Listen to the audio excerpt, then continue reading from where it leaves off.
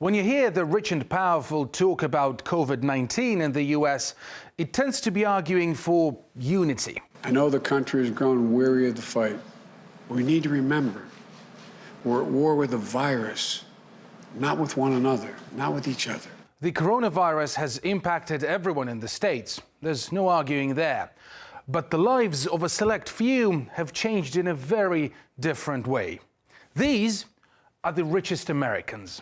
And this is how many Benjamin Franklins they've raked in during the pandemic, as their combined wealth hit $1 trillion. Elon Musk just passed Bill Gates to become the second richest man in the world with a fortune of over $128 billion. It's almost like two parallel universes coexist in America.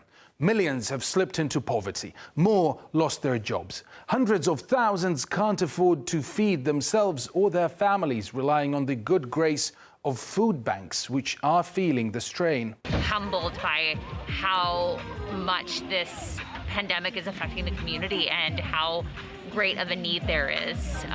There's a lot of people who need help. In the realm of the ultra-rich, a person makes more money in an hour than an average American family makes in decades.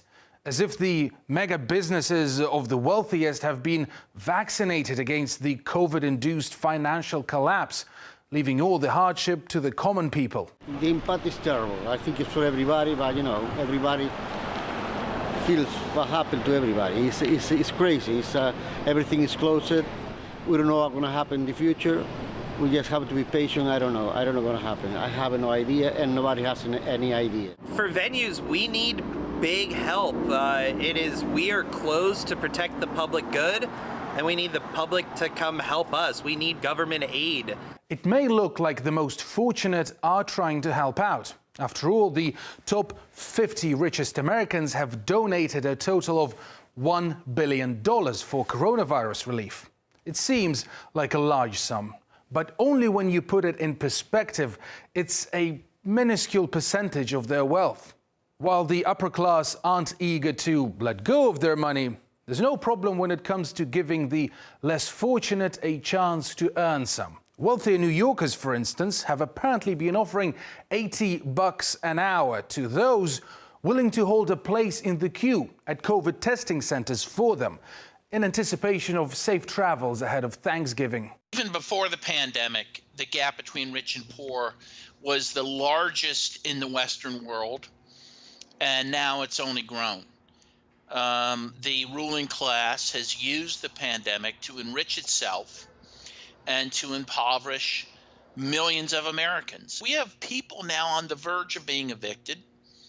Many people have been evicted.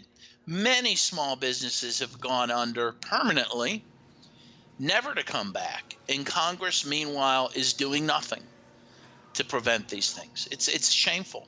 I think you're going to see a country that, again, looks more like Brazil, looks more like India, than it does like the United States, say in the 60s and 70s, even 80s. You're going to look at a country with a very poor, masses of very poor people and a few rich. It's going to be a very difficult situation for millions and millions of Americans. America is two different worlds, with different fiscal laws and physics, it seems. And while one watches on at the American dream unfold before them, the other is left with hope and prayer day to day.